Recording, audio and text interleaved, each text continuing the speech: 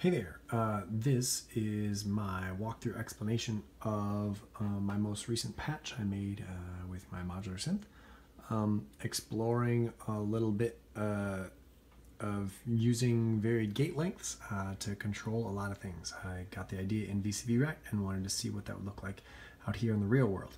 So my main melody, we'll start by checking that out.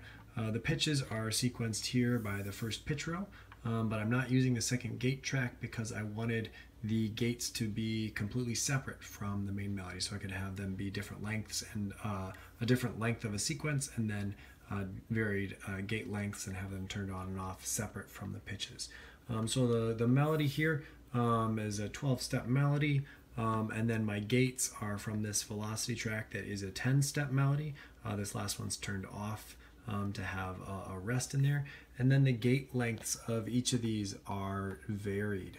I go right up the scale percentage wise from nothing all the way up to tied, and then I have that set on random. So when I kick this off here, let me turn my, let's just hear the most basic version of it here. Actually, let's hear it from this. If I turn down the attack,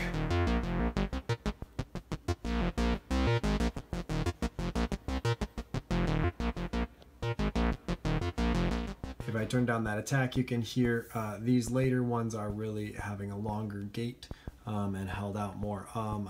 It makes it even more obvious if I go back and forth across it. It sounds like this.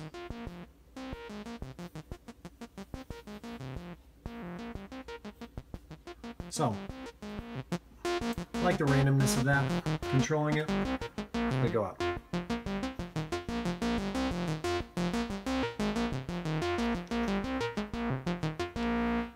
So that main melody, again being controlled by the pitch, is being sent to the main oscillators here, VCO1 and VCO2 here.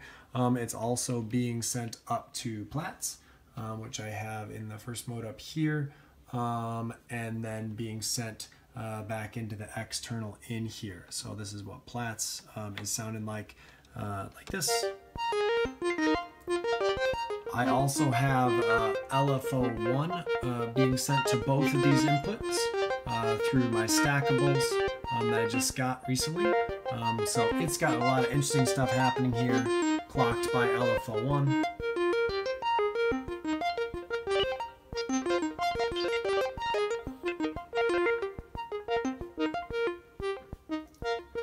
You'll notice though that the other interesting thing about about Platts is that it's being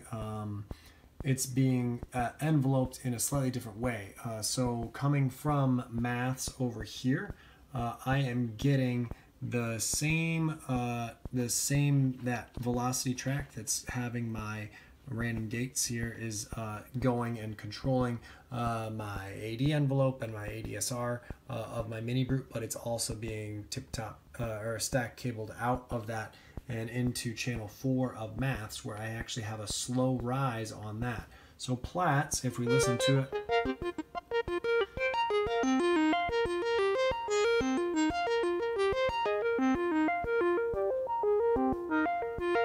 you can hear it more fade in on the longer notes to kind of just play with those varying gates a little bit more. So if I have the delay or the decay down a lot, it kind of really doesn't come in much because Platts' envelope is a longer rise, a slower attack on that. So those are the main voices that I have going on. Yeah, so bass drum wise is what most of this spaghetti actually is, because my bass drum is channel 1s of maths here.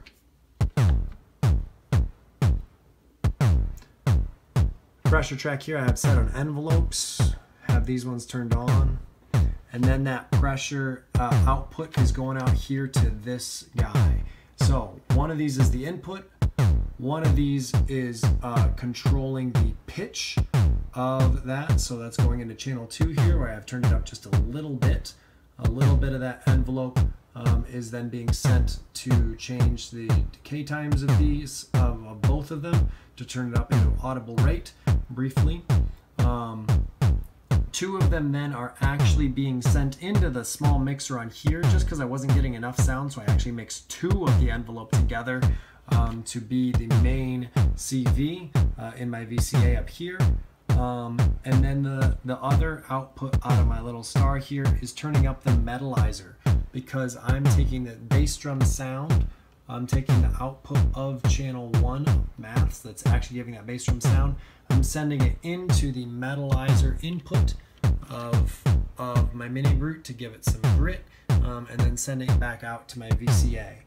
And then again, one of my other envelopes coming out of here is turning up, going into the metal mod amount as well, to kind of give it a good grind to it. So all of the cables connected to this are coming from these envelopes here, and being sent to the various things to shape that feel there. So the only other cables actually happening in here are my clock, which is actually coming from the Varigate as the clock out, and then I have it reset randomly off of one of these that has a probability of just resetting every once in a while. If you see it, if you watch the pitch track here,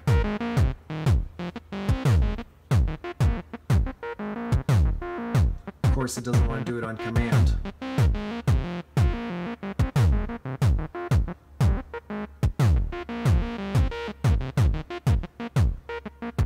It doesn't do it very often, but man, this is a long time for it to not do it.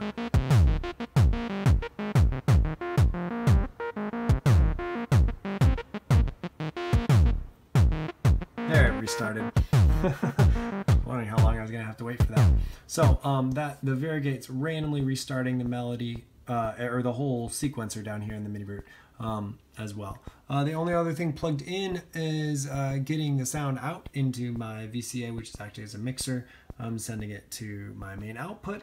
And then also I am taking the white noise out of my Mini Brute up into here to give some hi-hat sounds right here. So this is just channel 4 of my Varigate with some probabilities and a couple of ratcheting things set up to give me a cool little hi-hat thing here. Yet another thing where I go, man, I wish I had some more envelopes, but that's what it's all about. Kind of works as a little background hi-hat happening in there still.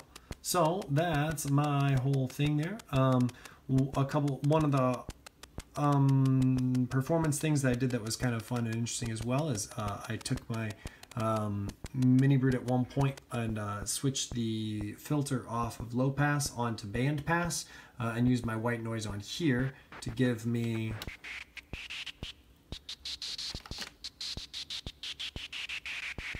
this kind of a fun feel to it.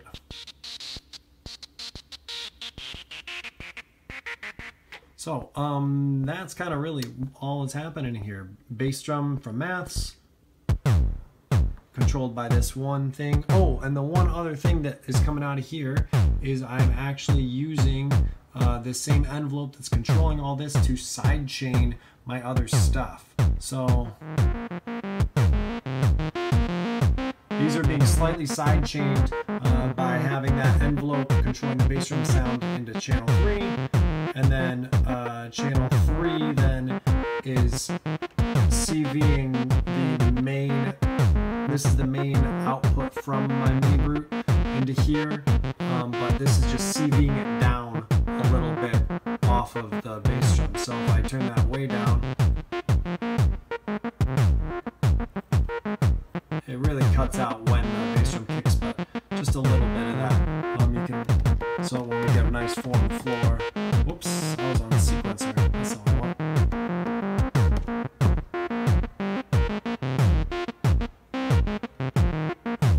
So, there you go.